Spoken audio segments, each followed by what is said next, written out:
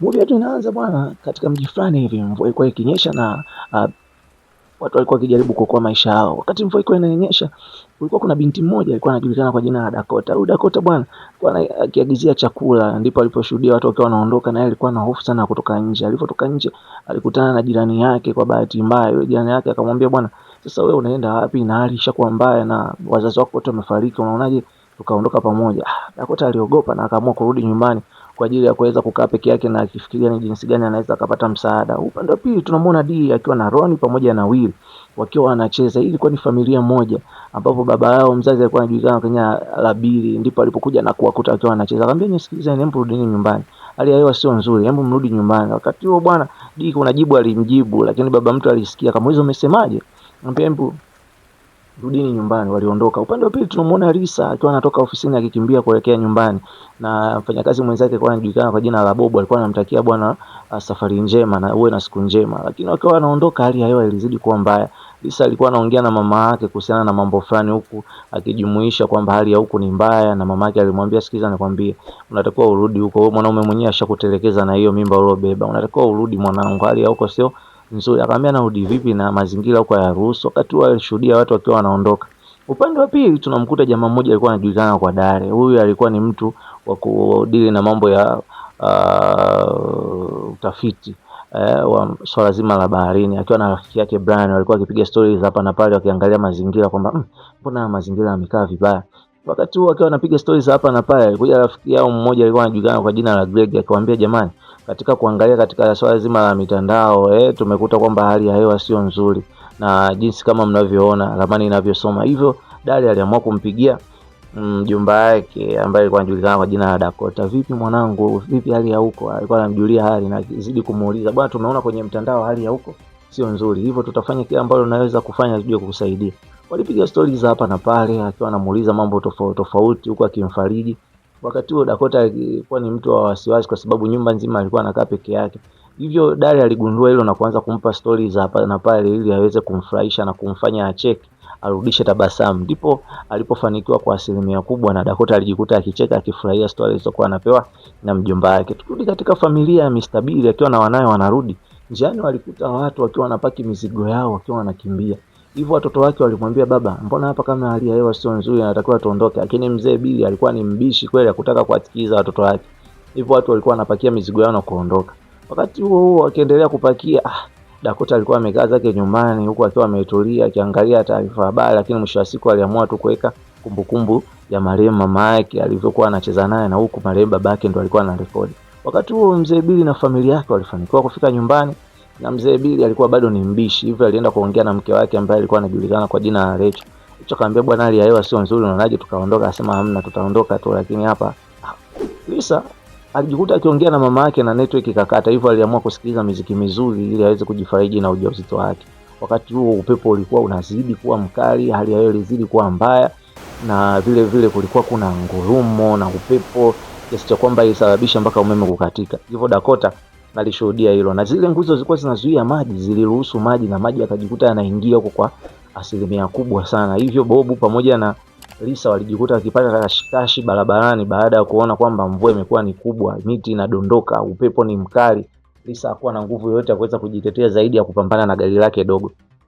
Wakati Bobu anaendelea kujitetea, bahati mbaya bwana maji yalisomba, huku Dakota akishuhudia, na yeye alikimbia juu ya gorofa ili maji yasimsombe. Alikadhalika na familia mzee Billy kutokana na ubishi wake aligoma kuondoka, hivyo maji yaliingia ndani na wakajikuta wote wakiwa katika heka za kutafuta msaada pasipokuwa na msaada wowote. Mzee Billy na mkewe waliamua kufanya jambo ili waweze kutoka. Wakati huo Lisa alikuwa anaendelea kupambana, maji yakizidi kumshinda nguvu, na yeye alikuwa yuko ndani ya gari. Ghafla lijiti lilimkosa na kutoboa gari, akajikuta amenasa bila msaada wowote. Wakati huo gari ile ilikuwa inazidi kuchukuliwa Dakota, wakajikuta sasa wapo ghafla kuna mnyama mkali alikatiza pale, sikujua huyu ni papa au nyangumi au nani. Lakini wakati huo Bobu na pamoja na rafiki yake waliamua kwenda kumpa msaada Lisa. Ndipo Bobu alipoingia na akamwambia rafiki yake, bwana, hebu nenda kaangalie msaada kule, uchukue hata chuma tuje kukata mti. Ghafla bwana alichukuliwa na mnyama ambaye nahisi alikuwa ni papa. Bobu alishuhudia lile, akasema, hebu Lisa, subiri, huyu mwenzangu simuoni hapa, nafanyaje ili niweze kukusaidia? Akamwambia, naomba nisaidie. Ghafla alishuhudia yule akiwa anachukuliwa bwana akiwa anatafunwa vikali na yule papa. Hivyo alijikuta kipambana bila msaada wowote. Jamaa alikuwa ameshtuka ndani ya gari, afungue mlango atoke, na yeye alikuwa ni chambo, aliliwa na papa vibaya mno. Huu mji wote uligeuka kuwa ni sehemu ya mawindo ya papa. Hivyo papa walikuwa wanakula watu pasipokuwa na mpangilio wowote. Wakati huo mzee Dali alikuwa anazidi kushuhudia kwamba hali yao inazidi kuwa mbaya. Hivyo aliona hapa kuna namna yoyote ya kuweza kwenda kumsaidia mjomba wake. Waliangalia kwenye mitandao na wakaona kweli maji yamezidi kule. Hivyo waliamua kupanga mikakati ya kwenda kutoa msaada. Wakati huo walifika katika eneo fulani, hivyo wakachukua usafiri wa gari, wakawa wanaelekea huko, kwa sababu mji uliokuwa wanakaa ulikuwa ni tofauti na huko walikokuwa wanaenda. Mzee Bili na mkewe walienda kuangalia jinsi gani wanaweza kutoa msaada kwa ajili ya kuondoka katika mazingira hayo. Ndipo walipojikuta na wao wamekuwa chambo, waliliwa vibaya sana na papa pasipokuwa na msaada wowote. Bi Lecho alishambuliwa vibaya mno. Wakati huo watoto wakiendelea kupiga kelele akishuhudia wazazi wao wakiwa wanaliwa. Basi mzee Bili alipambana, lakini bila nguvu zozote alijikuta naye akiliwa na papa. Watoto wanaendelea kufikiria jinsi gani wanaweza wakatoka, lakini bahati mbaya alishuhudia mama wao akiomba msaada na kujikuta akishambuliwa vibaya na wale papa kule nje. Hivyo walijikuta wanakosa nguvu na hawakuwa na namna yote ya kujitetea. Lisa alikuwa anapambana kuweza kutoka, wakati huo Dakota anajaribu kutafuta msaada na simu haitoki.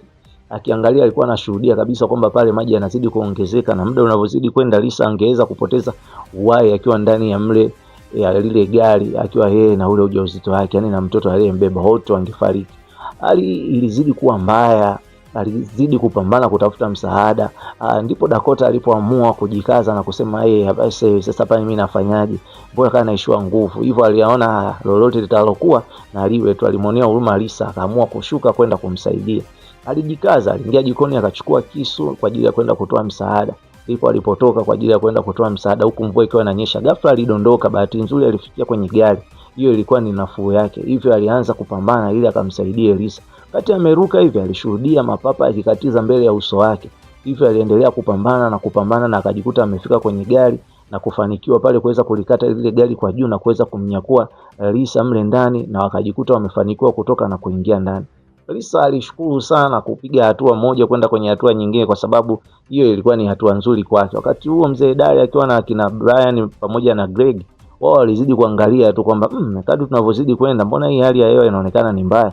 Huko tunakwenda jamani, hali sio nzuri. Hebu tuongeze speed. Na kwa walivyoongeza speed, walifika sehemu wakakuta kuna maji. Hivyo wakaona hapa ni bora tutoe boti twende tukatoe msaada. Wakati huo familia mzee Bili walikuwa watoto tu wamebaki. Bwana baada kuona mlango uko wazi, aliamua kwenda kufunga ili papa asiingie. Ghafla papa aliingia, akawa anaelekea kudondoka. Hivyo Loni alipambana na kwenda kumsaidia dada yake na kujikuta wako katika hali salama. Lisa pamoja na Dakota walizidi kupata stories za hapa na pale na kujuana vizuri. Ndipo Lisa alipomuuliza akamwambia, bwana mimi naitwa Dakota, wazazi wangu walishafariki, niko mimi mwenyewe tu katika hii nyumba. Lisa alijitambulisha kwamba anaitwa Lisa na yeye ni mjamzito, lakini pia alikuwa anafikiria kujifungua muda sio mrefu. Wakati huo hali ilizidi kuwa mbaya kule nje. Walikuwa wanafikiria ni jinsi gani ambavyo wanaweza wakatoka. Mvua ilikuwa inazidi kunyesha na Dakota alikuwa anafikiria mbinu gani za kuweza kumsaidia Lisa. Wakati huo Lisa alihisi kama tumbo linacheza. Basi Dakota alipanda juu akaandika help ili hata ikipita helikopta iweze kuona kwamba hapa bwana watu wanahitaji msaada. Wakati huo Lisa alimuomba, bwana naomba unisaidie kuangalia njia, nahisi kama mtoto anataka kutoka, yani hata sielewi, yani hali yangu ni mbaya sana. Sasa Dakota kuwa mzoefu wa hizo mambo, hivyo alijikuta akiendelea kupambana na jinsi gani anaweza kuona. Kana muuliza maswali, vipi unaona kichwa? Unaona chochote? Vipi njia imetanuka? Wakati huo bwana mapapa naye alikuwa anapiga doria. Alikadhalika huku kwa upande wa kinadari, network ilikufa kabisa, kwa hiyo akawa hawezi kujua kitu gani ambacho kinachoendelea. Hivyo Dale alikuwa mkali na akawaamuru wenzake, jamani, kule watu wanahitaji msaada. Inachotakiwa sisi ni tufunge safari twende tuchukue boti, na hapa ni kama miles 100. Tunatakiwa twende na boti. Wakati huo D akiwa pamoja na Loni na Willy walikuwa wanafikiria ni jinsi gani wanaweza wakatoka humo. Wakakumbuka kwamba bwana, wakati nilivyoenda asubuhi nimeona kuna bunduki mle. Mara wakamuona papa anakatiza. Wakati wanapiga story wanagombana, ghafla bwana babao akatokea nyuma. Walishangaa sana wakaogopa. Mzee Bili bwana baada ya kutokea. Lisa huko akiwa anaendelea kupiga story pamoja na Dakota, alikuwa anafikiria ni jinsi gani wanaweza kusurvive. Maana kadri muda unavyozidi kwenda maji yanaongezeka na nyumba yao inazidi tu kutitia. Kwa hiyo Dakota alikuwa anafikiria jinsi gani anaweza kumsaidia Lisa pamoja na mtoto wake. Aliamua kujikaza na alipotoka dirishani kweli aliona boti iko mbali. Akafikiria jinsi ya kwenda kuipata ile boti. Akakumbuka mjomba wake Dale kuna mbinu alimfundisha kwamba hizo mbinu akizifanya anaweza kugundua ni kuna papa wangapi na papa yupi au papa yuko maeneo gani, kiasi kwamba yeye anaweza akafika sehemu wakati huo papa akiwa anaendelea kushambulia vitu ambavyo alivyoviweka. Alikuwa na roho ya kijasiri sana. Wakati mzee Billy alikuwa akigombana na mwanae Loni, akimwambia Loni, toka nenda katafute msaada, hali hapa ni mbaya. Wakati Loni anamwambia siwezi kutoka, huko kuna mapapa yatanitafuna. Akamwambia wewe unaogopa papa, wewe ni mjinga nini? Ngoja nikutie ngumi. Naona nayo unaogopa papa, mtoto wa kiume. Loni alikataa bwana, akaanza kugombana na baba yake pale. Mwisho wa siku akajikuta bwana wanapigana mtu na baba yake, na wote akajikuta wanadumbukia kwenye maji. Ghafla mzee bwana alishambuliwa kwa mara ya pili, na hiyo ndio ilikuwa mwisho wa maisha yake. Aliliwa vibaya sana huko watoto wakishuhudia. Loni aliamua kushuka chini kwa ajili ya kwenda kutafuta bunduki. Alijua babake kule chini ameweka bunduki. Wakati huo akawa amenasa na lile papa likali na mmendea. Uzuri kulikuwa kuna machuma mengi, hivyo aliweza kujificha sehemu tofauti huko akiendelea kujitetea ili asiweze kuliwa na hayo mapapa. Ndipo alipofanikiwa kutoka na ndugu zake wakamnyakua wakamweka juu. Wakati huo Lisa alishuhudia maji yakiwa yanaingia ndani na Dakota akiendelea kupambana kwa ajili ya kuweza kupata ile boti. Ghafla yale mapapa yalianza kusogea bwana, yalianza kujua kwamba hapa kuna msosi. Hivyo vile vimitego vyake vyote vilianza kushambuliwa, na hiyo ilikuwa ni ishara kuonyesha kweli papa walikuwa hapo karibu. Hivyo anakumbuka mjomba wake alimwambia ikifika sehemu unatakiwa ugande, yani kama roboti, wakiwa wanakatiza huku Lisa akipambana. Uchungu ulikuwa umempata. Kutokana na mahangaiko yake, Dakota alijikuta kweli kafika kwenye boti.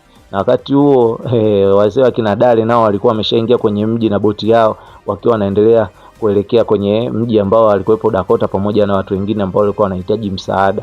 Wakiwa wanapiga stori za hapa na pale, wanaamini kabisa kwamba kule hakukuwa na watu. Dale alikuwa nikiwahakikishia, naamini kabisa huko tunakwenda ni lazima kutakuwa kuna watu. Hivyo tutakiwa kukata tamaa jamani, sisi ndio tunatakiwa tutoe msaada, sisi ndio watafiti wa mambo ya bahari. Hivyo tunajua jinsi gani ya kuweza kuwasaidia watu. Hakika na kweli huko tunakwenda kuna watu. Mimi naamini kabisa. Hebu tuongeze, tujipe moyo, tunaenda kusaidia watu. Wakati wakiwa wanaendelea na safari walikuta kamdoli. Ilionyesha ishara kwamba huko tunakwenda watu hamna, lakini hivyo alizidi kupambana na alizidi kuwapa moyo Mr. Dale. Hivyo wakati wamefika karibu na eneo kweli bwana, walikuta kuna sehemu bwana kuna network inapatikana, na wakakuta huko wanakwenda kuna papa wengi. Basi kadhalika alfajiri ilifika pale na Dakota alijikuta kwamba amelala. Hivyo alianza kutafuta mbinu za kufika tena kule ambako Lisa alipokuepo. Wakati maji yanazidi na nyumba inaelekea kudondoka, Lisa aliamua kuacha ujumbe kwamba kwenye simu yake kama kuna chochote kibaya kinachotokea basi na itakavyokuwa na hiyo. Wakati huo Loni alifanikiwa kukutana na mafataki ambao walitengeneza bomu kwa ajili ya kuweza kumtafuta papa mmoja waweze kumuua, ambaye alikuwa yuko ndani ya ile nyumba, ili wao waweze kutoka salama. Huko Lisa maji alikuwa anazidi kupanda. Hawa kina Loni wakaona mbona huyu papa mwenyewe hatumuone, wakaanza kupiga makelele ili yule papa aweze kuja katika upande ambapo alikuwepo. Loni wakati anahangaika, bahati mbaya alinasa, akaanza piga kelele. Kweli bwana yule papa alipokuja alimkwepa. Baada ya kumkwepa yule papa alijikuta anang'ata lile bomu na kupasuka. Walishangilia sana kwa ushindi huo. Wakati huo Dakota alikuwa anashuhudia kule kwenye nyumba yao, nyumba ikiwa inazama na Lisa alikuwa yuko ndani. Lisa alifanikiwa kutoka, lakini kwa baridi na hali ya hewa alijikuta akijifungua kwa uchungu peke yake. Wakati alipojifungua maji yalikuwa ni mengi na mapapa yaliona ile damu. Kwa hiyo Lisa aliamua bora amtetee mwanae, akawa anapambana na papa mmoja ambaye alikuwa amemsogelea. Wakati huo naye Dakota alikuwa anaongeza jitihada za kwenda kumsogelea ili aweze kumsaidia. Bahati nzuri naye alimpiga mshale papa mmoja ambaye alikuwa yupo karibu kumng'ata Lisa. Alifika katika sehemu ya tukio. Bwana yule papa kwa hasira alikuja akapindua ile boti. Wakati anaenda kumng'ata lilitokea papa kubwa likamng'ata yule ambaye alikuwa anaenda kuang'ata Lisa pamoja na mwenzake. Wakati huo bwana, wazee wa kazi na wenyewe kina Dale walikuwa wameshafika sehemu ya tukio, huku waandishi wa habari walikuwa na rekodi. Walifanikiwa kumtoa Lisa pamoja na Dakota, wote wakawa wamejikuta wamekaa kwenye ile boti. Wakati huo Lisa aliomba simu na kuwasiliana na mama yake kumwambia bwana, mjukuu wako yuko salama. Wakati huo na kina Loni na wenyewe kule walikuwa wametoka salama na gari lao baada ya kufanikiwa kuwaua wale papa walioingia mle ndani. Movie yetu inaishia hapo. Usisahau kusubscribe, kulike, kucomment na kushare. Asante sana.